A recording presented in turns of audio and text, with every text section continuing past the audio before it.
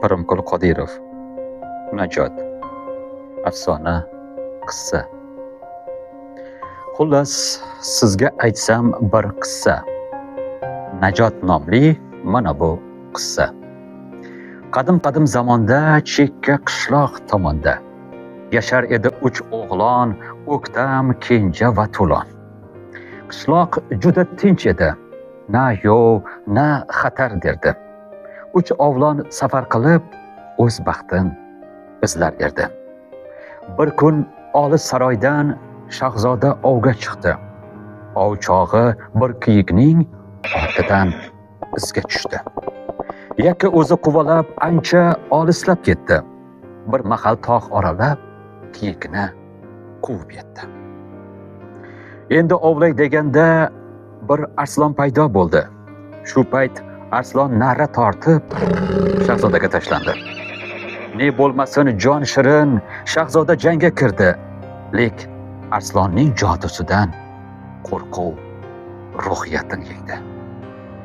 Bir mahal To'lon Botir paydo bo'ldi to'satdan. Qilichini yalanglab jangga otlandi shuda. Botirning qilichidan yaralandi bu arslon. Ikkinchi bor urganda ayrildi boshidan bejon. To'lon Botir shu onda qahramonga aylandi. Joduning qismatidan kiyik qizga aylandi. To'lon Botir shahzoda oshiq bo'ldi bu qizga. Lek qizning nigohida To'lon unga yor edi. Shahzoda sharmanda bo'lib saroy tomon otlandi. Kechalari uxlolmay behol parishon bo'ldi. To'lon Botir go'zal qiz ketmasdi hech xayoldan. Buni ko'rgan vaziri chorasin topdi birdan. 200 navkar shu onda otlandi qishloq tomon. Botirlarning otasin so'liqlarda yov bejon. Talon-taroj qilishdi. Bor budini olishdi. Bu qilgan ishlaridan rosa xursand bo'lishdi. Vaqtlar o'tdi oradan. Kenja Botir tush ko'rdi. Tushida ota-onasin xavotir nigohlar erdi. Shartta turdi o'rnidan, Kenja og'alarga yuzlandi. Qishloq tomon shoshilinch borishlikka shaylandi. Yo'lga otlandi shu on. O'ktam, Kenja va To'lon yon qishloqda to'satdan boshlanibdi to'polon. Paydo bo'lmish qishloqda katta olovli ajdar Muattar zargar qiziga ko'z tikkanda bu ajdar. Qirqin boshlandi birdan, qancha begunoh o'ldi. Bu ajdaho dastidan qishloq vayrona bo'ldi. O'ktam Botir shu onda jangga otlanib ketdi.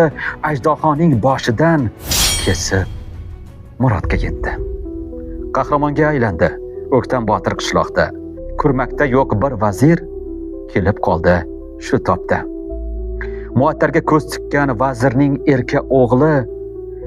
Shu sabab endi bu qiz vazirga kelin ermish. Rozi bo'lmadi zargar. O'ktamga bir imladi. Qiz gavhar uzugini Botirga hadya qildi. Xullas O'ktam va To'lon o'z baxtini topdilar. Endi navbat Kenjaga baxtni saroydan topdilar. Vazir hamda shahzoda o'ch olmoqqa tushdilar. 3 o'g'lonni qanday bo'lmasin zindonband etmoqchilar. Reja tuzib bir mahal podshohga arz qildilar. Bu 3 o'g'lonni boshini uzmoqlikka tushdilar. Podshohning bor edi aqlli bir to'tisi 3 o'g'lon bilan jang qilishni taqiqlardi to'tisi.